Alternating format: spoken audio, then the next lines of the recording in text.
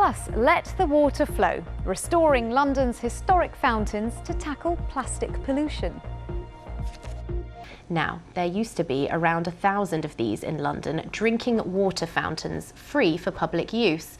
But in the 70s and 80s, many were switched off, and there are only about 100 which are still functional. Now a campaign to restore these Victorian-era fountains is hoping to help reduce the city's plastic pollution, as Holly Cole reports. This might not be a typical view of the Thames, but with the average Londoner buying 175 plastic bottles each year, this pollution along the riverbanks adds up. But could this be the solution? You might walk past some of these often and not realise what they are, and they are actually drinking fountains. Many of them were turned off about 50 years ago, but now there's a move to get some of them restored. This drinking fountain in Barnet is one of them. It's springing back to life after local residents fundraised for several years. I passed the fountain every day and wished it was working. And finally, we can actually see it's going to actually happen.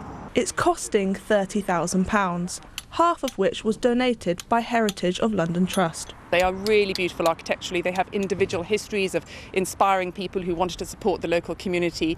They are a beacon in the landscape.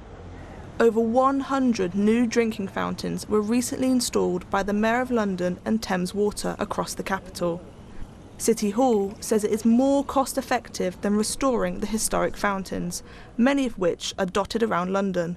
One environmental group hopes more drinking fountains will help reduce plastic in the Thames. If the network becomes wide enough and it's common enough, I think they could really provoke a change in culture, because if people know they're likely to find one and it's something that's easy to do, then I think that will start to provoke a change in behaviour. Back in Barnet, work is expected to be finished by the end of this week. The team is then moving on to their next project in Stepney.